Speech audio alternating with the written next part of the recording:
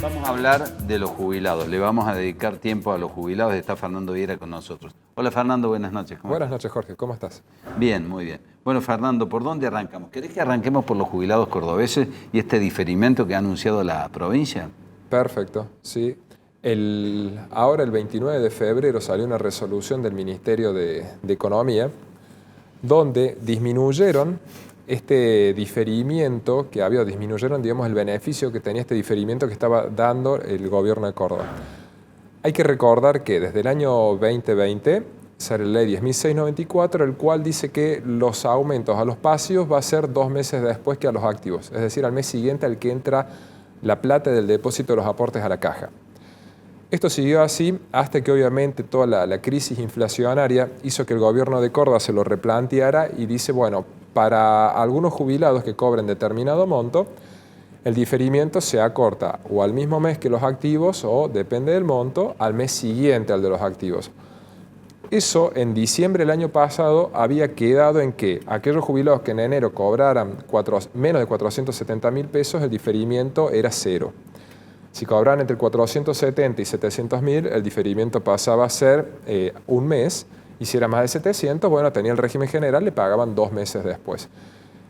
Hicieron los números, ahora para febrero vieron que no les cerraba, hace alusión a esta resolución, especialmente hace mucho hincapié en la falta de giro de fondos de la nación para cubrir el déficit, y bueno, hubo que recalcular el camino y dijeron, bueno, aquellos que cobren menos de 235.000 pesos en enero, bueno, en febrero iban a tener la movilidad del mismo mes que los activos, y si ya en febrero superaban los 235.000 pesos, bueno, a partir de marzo iba a ser al mes siguiente al de los activos, y los iban a compensar con un bono de 20.000 pesos. Aquellos que estuvieran entre 235.000 y 470 en enero, bueno, ahora iban a tener al mes siguiente de los activos en febrero, pero ya en marzo entran al régimen general y van a percibir 20.000 pesos de bono en febrero y 30.000 en marzo. Después los que ganaran más de 470.000 en febrero ya quedan con el mes siguiente al de los activos y ya a partir de marzo iba a quedar ya en régimen general, también percibiendo un bono compensatorio de pago único. Bueno, luego esto es medio complicado, digamos, porque han establecido muchas categorías y distintos bonos para cada uno, pero después quedó el que gana más de 470.000 en enero, pasa a cobrar en febrero al mes siguiente de los activos el aumento, con un bono de 30.000, y ya después en marzo arranca con el régimen general. Y si en enero ya cobraban, bueno, todos más de 470, obviamente quedan fuera. Lo que llamó la atención es que también dice que aquellos que tengan el alta mensual en febrero, no importa cuánto cobren, ya directamente se les aplica el régimen general, ¿sí? Pasan a cobrar los aumentos a partir del mes subsiguiente, o sea, 2 meses después que los activos. ¿Cuál es el tema de todo este? Primero, en enero la jubilación promedio era de 570.000 pesos, es decir, prácticamente todos se quedaron afuera del régimen de suspensión de prórroga de movilidad. Y el tema más grave de todos es que al cobrar el aumento 2 meses después que los activos, esos aumentos terminan siendo licuados por la inflación, ¿sí? Si vos te pones a pensar que en diciembre hubo una inflación del 25,5%, en enero del 20%, la inflación acumulada en esos 2 meses es de 51%. Entonces, si vos tuviste un aumento del 20% en diciembre y lo cobras en febrero, en términos reales ya es 0. Es más, perdiste plata. Ese es el efecto de la prórroga de movilidad. Lamentablemente eso le da oxígeno financiero a la caja, hace que le cierren más los números, pero quien sale perjudicado obviamente son los pasivos, que en definitiva en términos reales cobran menos de lo que deberían cobrar. Bueno, lo que no se entiende es el discurso de las autoridades provinciales diciendo que tienen superávit fiscal y al mismo tiempo metiendo en el freezer a los jubilados. Está bien, está el argumento de que la nación no manda la plata, pero antes, durante el gobierno de Schiaretti, también los habían frizado, ¿no? Es que hay que recordar, en el año 2020, como consecuencia de la pandemia, largan la ley 10.694, que la aprueban todos levantando la mano. La ley entró a las 12 del mediodía y a las 5 de la tarde ya había salido el otro día, la promulgan en el boletín oficial. Esa ley estableció un aporte solidario del 20%, la prórroga de la movilidad, disminuyeron las jubilaciones, disminuyeron los recursos de la caja. A la caja le falta plata y le disminuyen los recursos.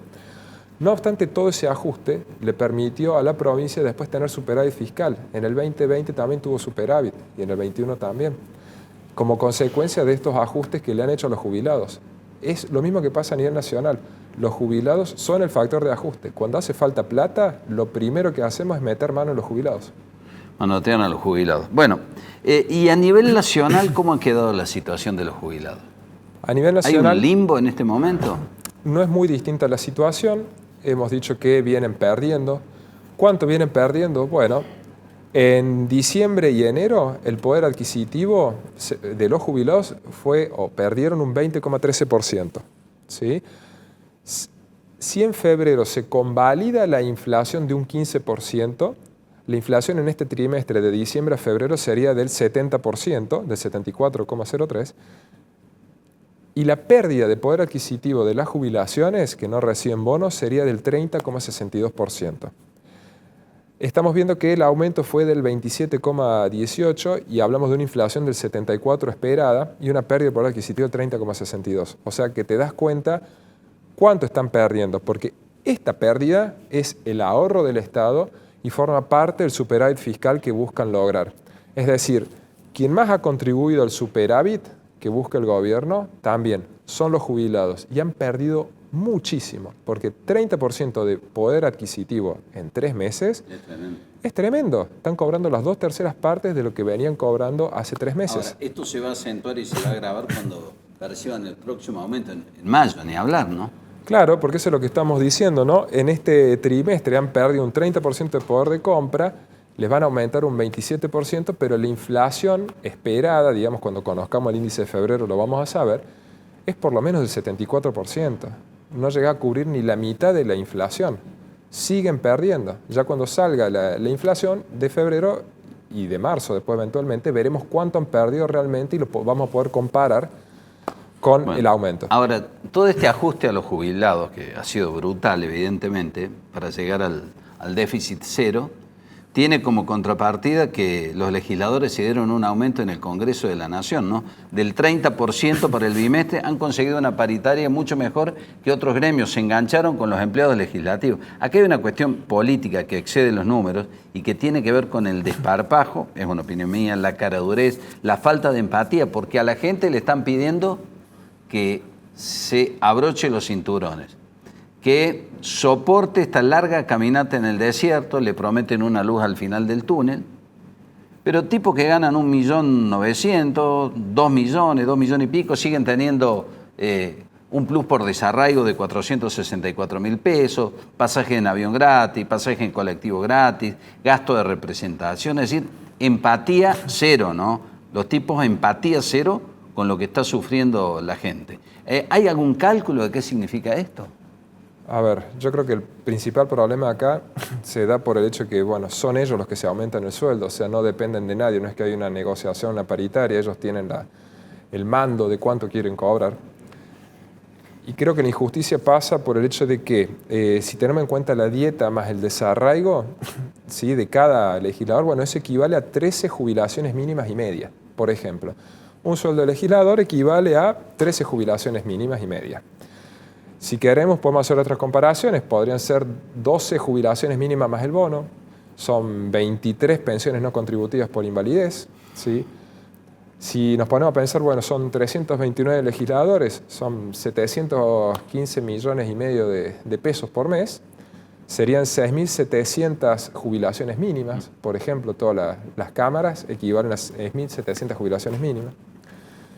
Entonces, bueno, yo creo que lo que más hace ruido es este tema, la diferencia que hay entre uno y otro. Uno puede decir, bueno, pero ser legislador tiene un mérito especial, con lo cual se convalida que ganen más. Está bien, puede ser. Lo que pasa es que la diferencia con los otros ciudadanos es demasiada. Hay gente que la está pasando muy mal. O sea, con 134.000, más el bono, poner 166.000 pesos, 205.000 ahora en marzo, no vive nadie. No vive, son 20 kilos de carne. Es mucha la diferencia. Entonces hay muchos viejos que lamentablemente tienen que o salir a trabajar o necesitan la asistencia de la familia, o incluso salen a pedir. Porque Sí, yo los se he están visto. viendo muchos ancianos pidiendo. Yo los he visto. O sea, yo honestamente los he visto en la calle pidiendo. Entonces, es triste. Es triste. Este ajuste, lamentablemente, es muy triste. Durísimo, ¿no? Durísimo. ¿Qué expectativa, qué camino imaginás para los que no nos jubilamos y nos faltan 5 años, 10 años? Es muy aventurado suponer cómo será esto, ¿no? Es muy aventurado. Obviamente, hay que ser optimistas. Yo quiero creer que todo este esfuerzo que se está haciendo va a tener un producto al final si se logra por lo menos controlar la inflación y salir de la recesión.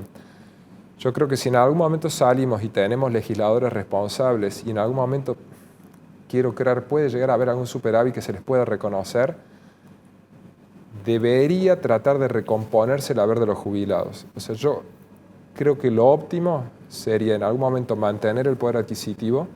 De hecho, ya hay un proyecto que presentó la coalición cívica. Y en el momento en el que podamos salir a flote, empezar a recomponer, porque evidentemente si seguimos haciendo el ajuste, si seguimos manteniendo la fórmula que está vigente, esta pérdida del 30% todos los meses va a ser peor. Claro. Ahora, lo que ya perdiste como jubilado lo perdiste, no te lo van a dar. Exacto. Y vos, si le decías a una persona de 80, 85 años, no, cuando salgamos más adelante. Claro, posiblemente no lo vea. Posiblemente y muy seguramente no lo va a ver. Pero bueno, evidentemente, si no hay plata, existe el Fondo de Garantía y Sustentabilidad, que es un fondo para cubrir estas deficiencias cíclicas, existe para esto, para cubrir estas contingencias. La realidad es que más del 70% de ese Fondo de Garantía y Sustentabilidad está en títulos públicos nacionales. Es decir, son papelitos. Si el Estado Nacional no pone esa plata, no son fondos de libre disponibilidad. Si tiene que salir ahora a asistir a los jubilados, esa plata no existe. Entonces un poco se explica por qué el Estado Nacional quería absorber ahora, este gobierno, ese fondo, esos títulos los quería absorber y de esa forma limpiaba esa deuda. Lo que pasa es que es plata de los jubilados. Esa plata debería volver al sistema y tratar de compensar todas estas pérdidas. Pero compensar a todos, porque esto de dar un bono, cuando lo retiren, la jubilación va a volver al nivel que tenía y solamente algunos reciben bonos. Qué injusto es, me parece, que aquellos que han aportado más de 30 años y ganan por encima de la mínima más el bono no reciban un peso. No, sí, igual lo para abajo acá, ¿no? Exacto, se acható la pirámide y esta gente que fue la que fue más solidaria, porque es un sistema que se basa en la solidaridad intergeneracional, y puso plata para que vivan los jubilados de su época, hoy en día están cargando con todo el peso de la inflación. Estos son los que han perdido un 30% de su poder adquisitivo. Y son los que más plata pusieron, son los que se esforzaron, cuando estaban activos, contribuyeron al país, contribuyeron a los pasivos. Y hoy, después de jubilados, siguen contribuyendo cuando les tocaría descansar. Fernando, gracias por haber venido. Un gusto como siempre. Por favor, cuando gusten.